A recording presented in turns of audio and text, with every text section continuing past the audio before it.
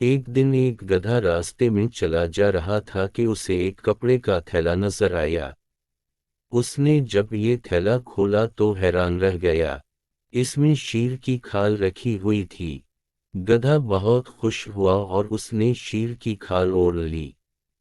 शीर का मुंह भी इसके साथ था।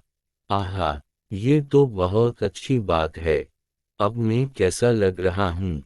ये देखने के लिए गधे ने करीबी तालाब में जाकर अपना अक्स देखा। अब मैं शीर बन गया हूँ। अब मैं उन सबको मजा चखाऊंगा जो मेरा मजाक उड़ाते थे। गधा भारी कदमों से जंगल में दाखिल हुआ। पहला जानवर जिसने शीर यानी गधे को देखा वो था हिरन। शीन शीन शीर। हिरन कांपते हुए बोला और खौफजदा होकर दरख्तों की तरफ भाग गया। कितना मजा आया! गधे ने अपनी कामयाबी पर खुश होकर कहा। इतने में देखा कि बी लोमड़ी आ रही हैं।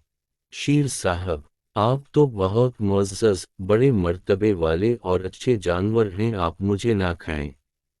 लोमड़ी गधे के कदमों में गिरकर इससे जिंदगी की भीख मांगने लगी। गधे ने उसे लात मार कर भगा दिया। जल्द ही पूरे जंगल में हलचल मच गई कि जंगल में शीर आ गया है। बंदर खौफ ज़दा होकर एक दरख्त से दूसरे दरख्त पर दौड़ने लगे। खरगोश अपने बिलों में जाकर छपने लगे। कितने मज़े की बात है, अब मुझे इन्हें शीर की तरह दहाड़ कर डरा देना चाहिए। गधे ने अपने आप से कहा और फिर शीर की तरह दहाड़ा। लेकिन शीर की दहाड़ के बजाय अलग ही आवाज निकली।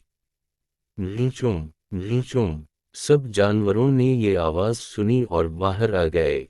इन्हें गधे की असलियत जानने में देर न लगी कि ये दरअसल गधा है जो शीर की खाल में आ गया है। सब जानवरों ने आकर गधे की वो दरगत बनाई कि मत पूछें उसका क्या हाल हुआ।